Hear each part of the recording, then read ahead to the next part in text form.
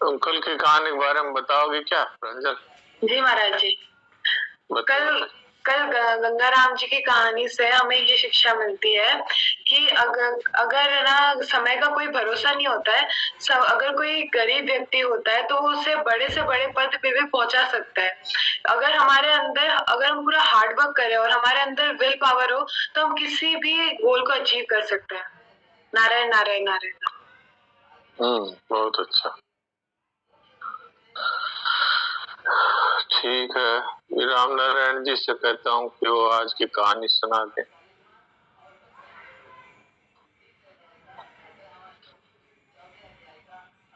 सुनाइए।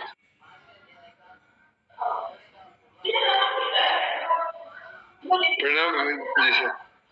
प्रणाम। डॉक्टर सर्वपल्ली राधाकृष्णन छोटी उम्र में ही एक ईसाई मिशनरी स्कूल के छात्र थे।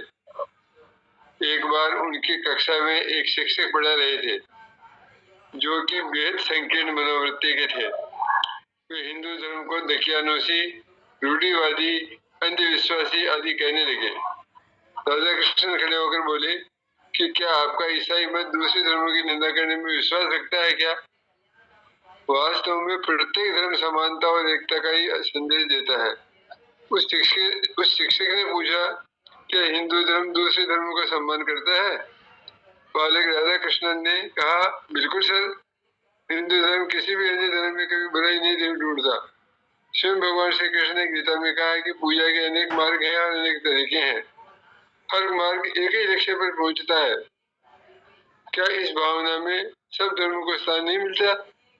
हर धर्म के पीछे एक ही भावना है। कोई भी धर्म किसी अन्य धर्म की निंदा करने की शिक्षा नहीं देता। एक सच्चा और सही धार्मिक व्यक्ति वही है जो सभी धर्मों का सम्मान करे और उनकी अच्छी बातों को ग्रहण करे। बहुत अच्छा। एक बात है, हमारे सनातन हिंदू संस्कृति में तो वसुधैव कुटुंबकम की बात कहते हैं, सब धर्मों की इज्जत करने की बात कहते हैं।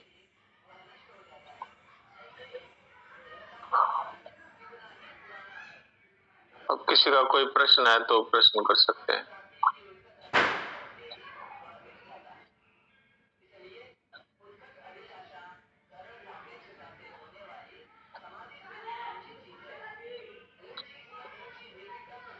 आज मेरे पास में एक स्वामी जी महाराज का बताया हुआ कोटेशन आया था। उसमें ये बात कही थी कि साधक को चाहिए कि वो अपने आप को हमेशा परमात्मा में स्थित माने और शरीर और संसार को एक माने, अर्थात स्वयं परमात्मा में स्थित रहे और शरीर को संसार में स्थित माने।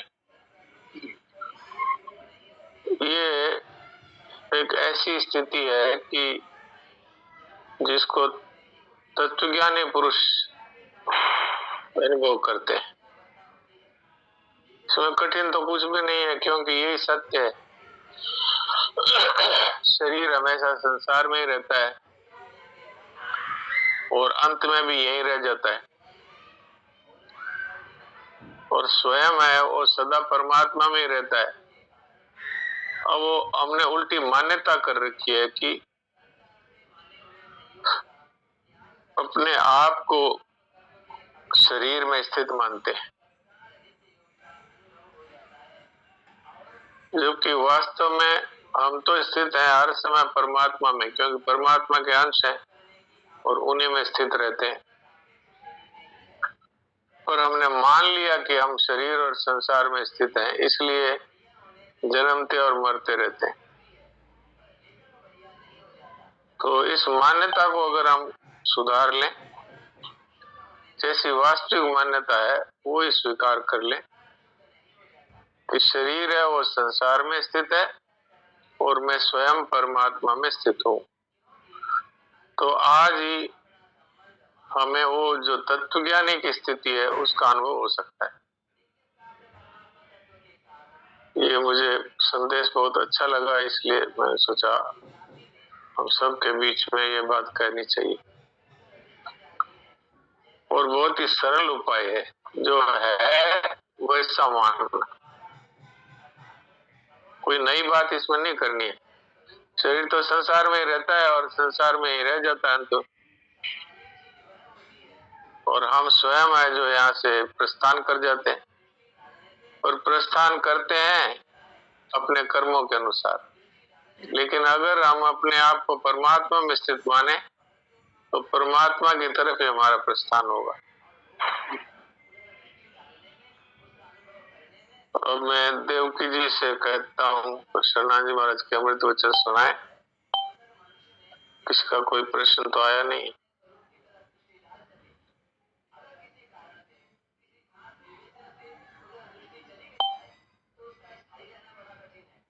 हाँ देवकी जी सुना दीजिए। नारायण नारायण नारायण नारायण नारायण। बात चल रही थी कि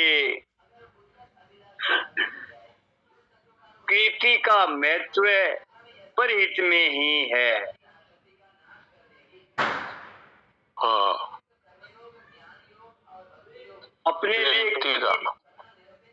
मानव को कभी भी कुछ भी नहीं करना है, पर यह रहस्य उस समय तक स्पष्ट नहीं होता जब तक मानव अपनी वास्तविक मांग को भली भांति अनुभव नहीं कर लेता।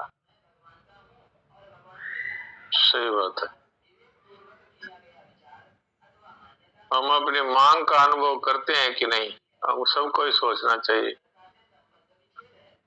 हमारी मांग क्या है?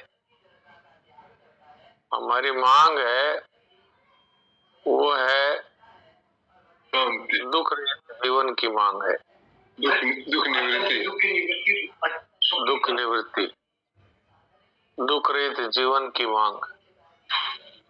और हमारी मांग है अमर जीवन की मांग, कभी मृत्यु न हो। और हमारी मांग है प्रेम, ये हमारी मांग है। अब यदि इसके अलावा हमारी कोई सांसारिक मांग है तो मांग नहीं कहलाती, वो कामना कहलाती है। कामना, मांग उसी को कहते हैं कि जो सदा रहने वाली वस्तु की जो डिमांड है वही मांग कहलाती है। तो अपने वास्तविक मांग का जब तक अनुभव नहीं होगा तब तक क्या नहीं होगा देवकी जी? वास्तविक मांग का अनुभव नहीं होगा तब तक अपनी स्थिति संसार में रहेगी, दुख में रहेगी, शोक में रहेगी, संताप में रहेगी, पराधीनता में रहेगी, निराशा में रहेगी और हर समय श्रम में रहेगी। तो ये बात है, जब तक मांग का स्पष्ट अनुभव नहीं होगा तब तक हमारी स्थिति दुख में रहेगी, दुख में रहेगी। तो प्रत्येक मानव को मांग का अनुभव करना चाहिए, क्योंकि और कोई योनि में तो इसकी स्वतंत्रता भी नहीं है, अधिकार भी नहीं है। एक मनुष्य है, उसको ये अधिकार है कि अपनी वास्तविक मांग का अनुभव करे। मानव की जो मांग है, मानव की जो मांग है उसकी पूर्ति किसी परिस्थिति आदि के आश्रित नहीं है, किसी परिस्थिति आदि के नहीं है। बिल्कुल।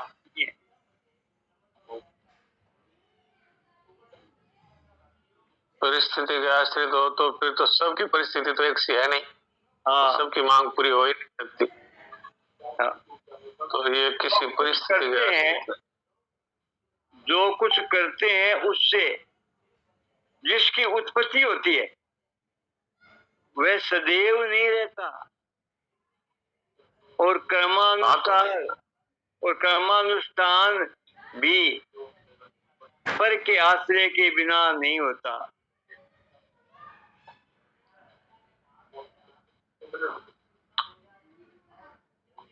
कोई भी क्रिया से जो भी अगर मिलेगा तो वो सदा कैसे रहेगा, क्योंकि क्रिया खुद उत्पन्न और नष्ट होती है। तो क्रिया से जो भी मिलेगा वो तो उत्पन्न नष्ट होने वाला ही होगा। करने का भी आदि और अंत ही होता है। जी, ये कर्मानुष्ठान भी तो पर के आश्रय के बिना नहीं होता। बिल्कुल। कोई भी कर्म है तो उसमें शरीर का आश्रय लेना पड़ेगा, वस्तुओं का आश्रय लेना पड़ेगा, व्यक्तियों का आश्रय लेना पड़ेगा। तो बिना पराश्रय के ये कोई कर्म का अनुष्ठान भी पूरा नहीं होता। इस दृष्टि से कर्म और उसका फल स्वाधीनता प्रदान करने में समर्थ नहीं है। ये बात है। इसलिए मोक्ष सत्संग की बात कही जाती है, विश्राम की बात कही जाती है। कोई मनुष्य सोचता है जैसे संसार में करने से ही काम चलता है। परमात्मा के मार्ग में करने का कोई महत्व नहीं। परमात्मा के मार्ग में शांति का महत्व है, सेवा का महत्व है, निज स्वरूप के बोध का महत्व है, क्रिया का महत्व नहीं। तो इसलिए क्रिया के अंत में विश्राम जो मिलता है, उसी में उस तत्व की प्राप्ति है, उसी में उस मांग की पूर्ति है। लेकिन कौन सी क्रिया के अंत में विश्राम मिलता है? जो दूसरों के हित में होती है। कोई भी कार्य अपने लिए जो करते हैं उसके अंत में विश्राम नहीं मिलता।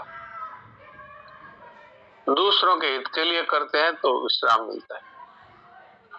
अपने स्वार्थ पूर्ति के लिए करो तो विश्राम नहीं मिलता। और जहां पर अपने स्वार्थ पूर्ति की बात आएगी वहां पर पाप भी होगा, अकर्तव्य भी होगा।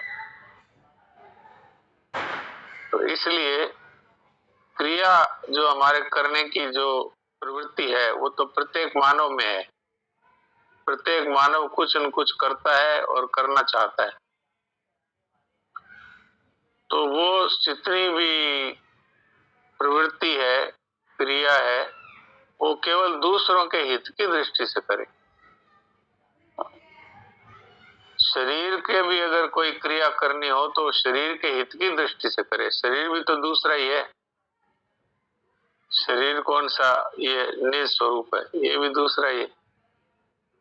तो नहाना है, धोना है, खाना पीना है, चलना फिरना है, शारीरिक क्रिया है, वो भी शरीर के हित की दृष्टि से करे।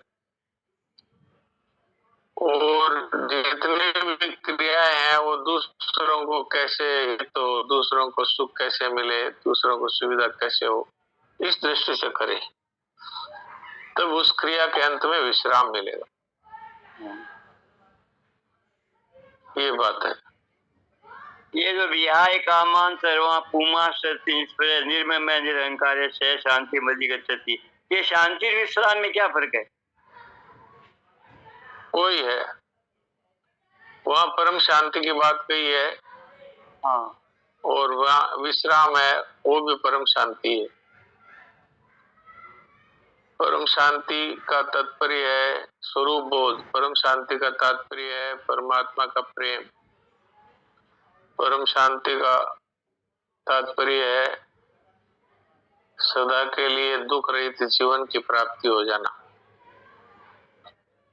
तो अगर सब प्रकार की कामनाओं का त्याग कर दे, विहाय कामान ये सर्वान, सब प्रकार की कामनाओं को छोड़ दे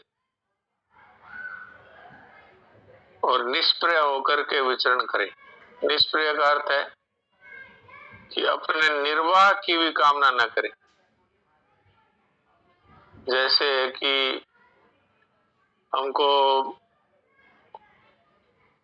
शरीर के लिए अन्न चाहिए, तो ऐसा अन्न मिले वैसा अन्न मिले, इसकी बजाय कैसा भी मिले लेकिन पेट भरे ऐसा अन्न मिले, ये जो कामना है ये भी स्प्रिया कहलाती है। स्प्रिया,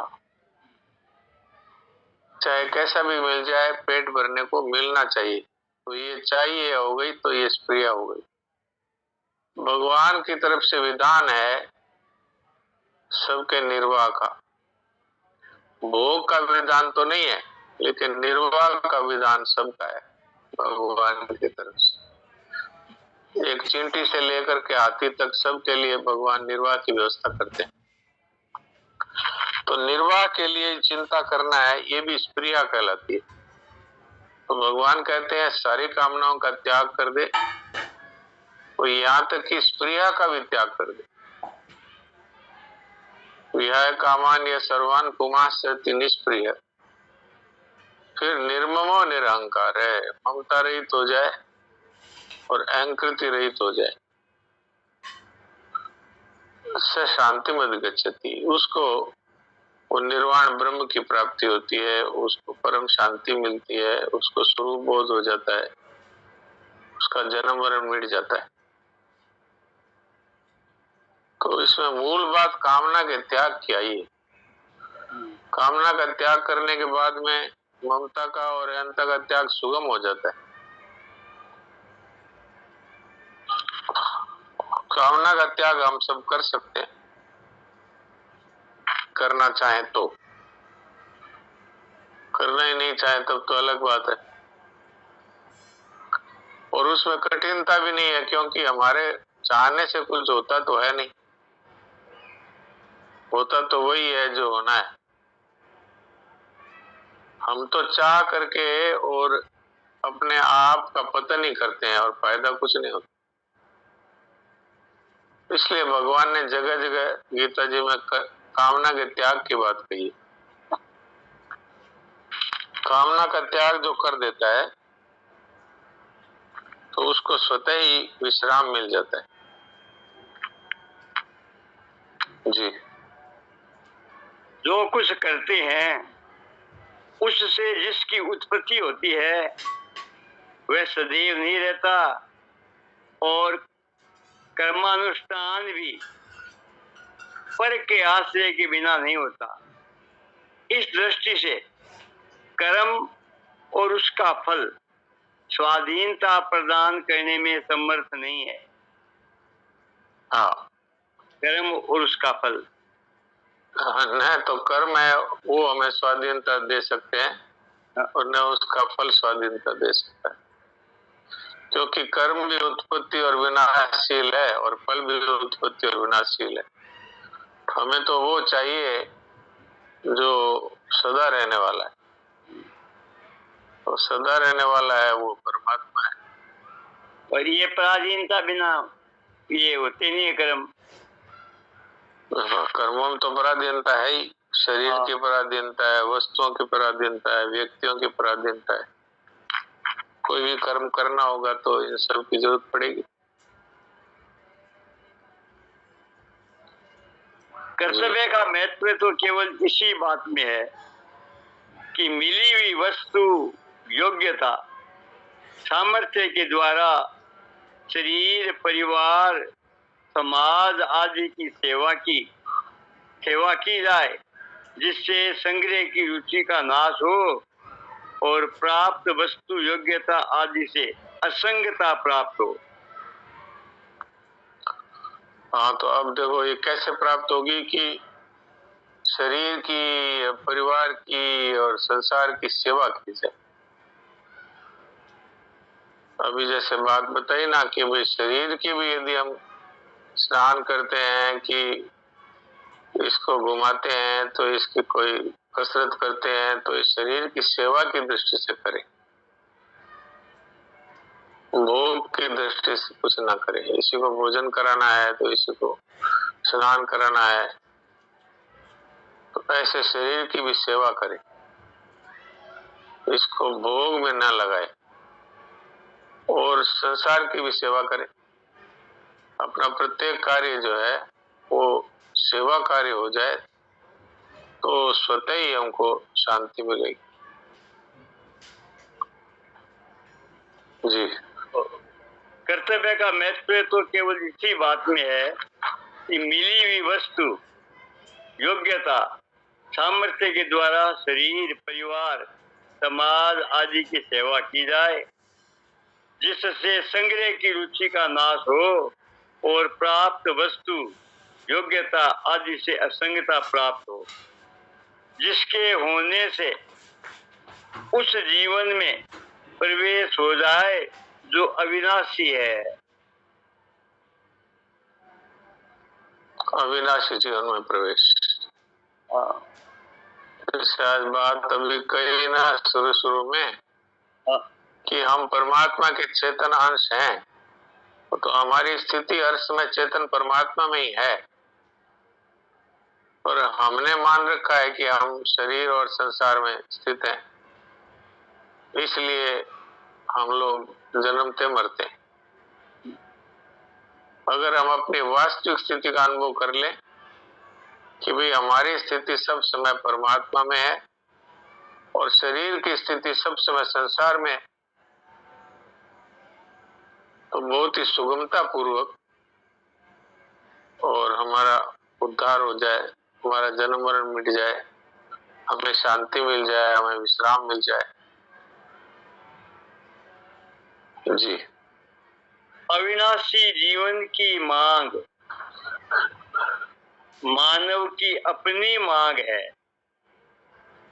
जिसकी पूर्ति ऐन कीर्ति रहित असंग होने पर ही संभव है। ये है अविनाशी जीवन की मांग सभी की है। कोई भी मरना नहीं चाहता, कोई भी विनाश नहीं चाहता अपना, तो अविनाशी जीवन है वो हमें मिल सकता है। पर इसकी मांग तो होनी चाहिए ना कि भी हमें तो वो जीवन चाहिए जिसमें मृत्यु ना हो, हमें तो वो जीवन चाहिए जिसमें किसी प्रकार का दुख ना हो। ये मांग तो होनी चाहिए कम से कम। जी। अविनाशी जीवन की मांग मानव की अपनी मांग है, जिसकी पूर्ति ऐन कीर्ति रहित असंग होने पर ही संभव है। हाँ, अब कोई ये सोचता रहे कि भाई हम संसार के सुख भी भोग लें, शरीर से सुख भी भोग लें, तो उसको अविनाशी जीवन नहीं मिलेगा। इससे असंग होना पड़ेगा। इसकी जो भोग की इच्छा है उसको छोड़ना पड़ेगा। शरीर और संसार की एकता है, लेकिन हमने अपने साथ इसकी एकता मान रखी है। तो जब तक हम शरीर और संसार के साथ एक बने रहेंगे, तब तक अविनाशी जीवन की प्राप्ति नहीं होगी।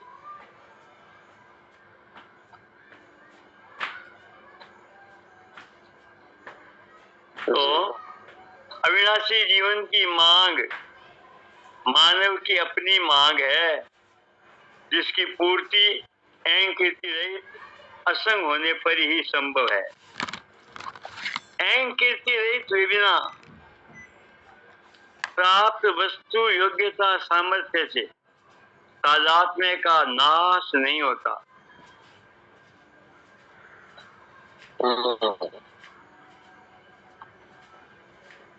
ऐन कीर्ति रहित शरीर है, ये भी एक वस्तु ही है।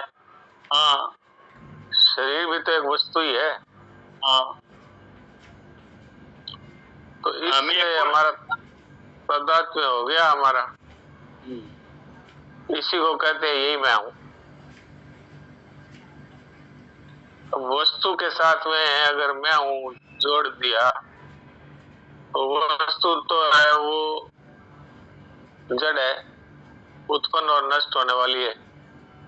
इसके साथ खुद जुड़ गए तो खुद का भी फिर ये लगता है कि अब मैं तो मर जाऊंगा, क्योंकि शरीर के साथ एक हो गए। अब शरीर तो सदा रहेगा नहीं, तो मनुष्य को मरने का डर सताने लगता है। और शरीर के साथ एक होने पर अब शरीर की जितनी भी आवश्यकताएं हैं वो सारी अपनी मालूम होने लगती है। शरीर के लिए कपड़ा चाहिए तो मेरे को चाहिए, शरीर के लिए भोजन चाहिए तो मेरे को चाहिए, क्योंकि शरीर के साथ एक हो गए। और एक खाली मान नहीं लेते हैं, और हो तो सकते नहीं कभी भी।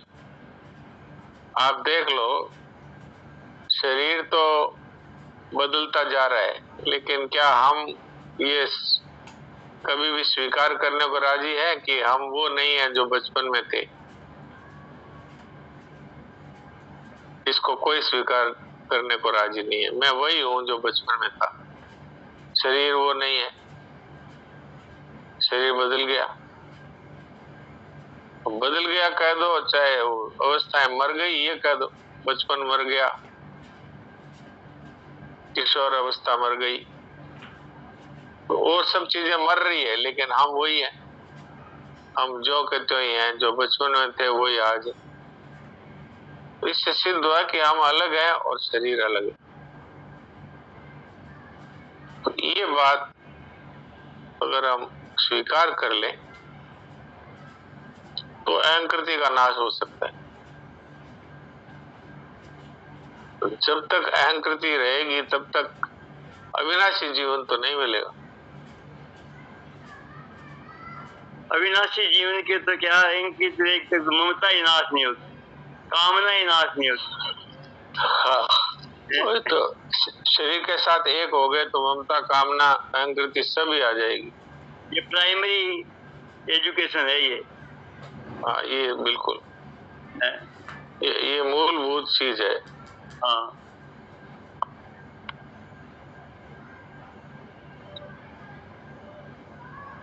तो जैसे भी है, अपने को तो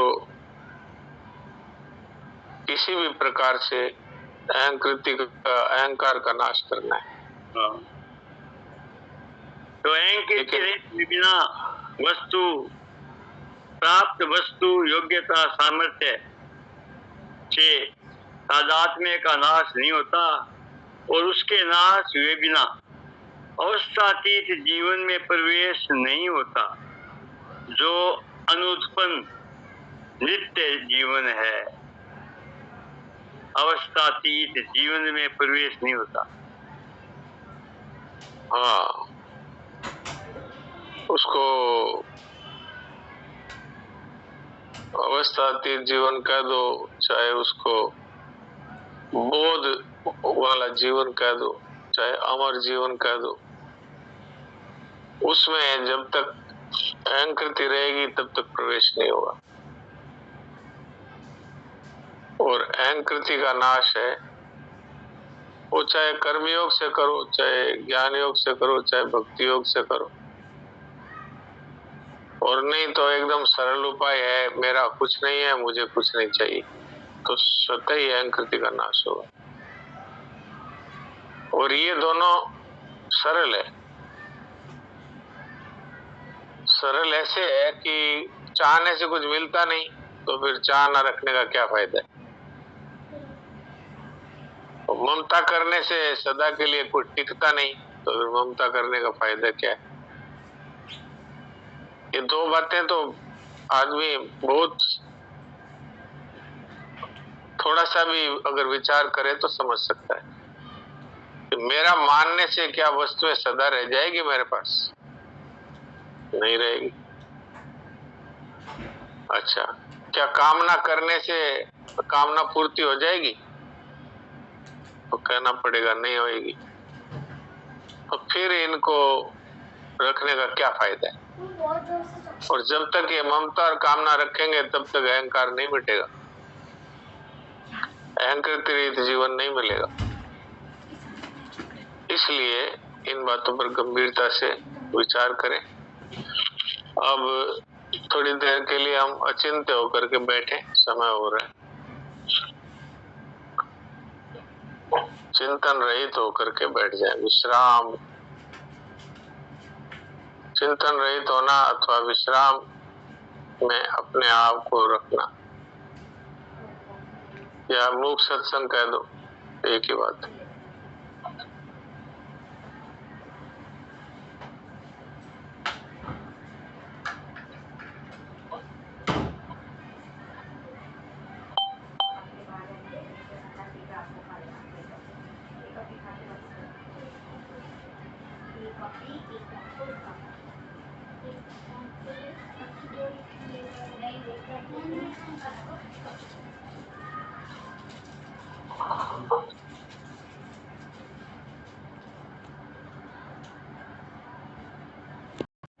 हाँ बोलो। नहीं नहीं।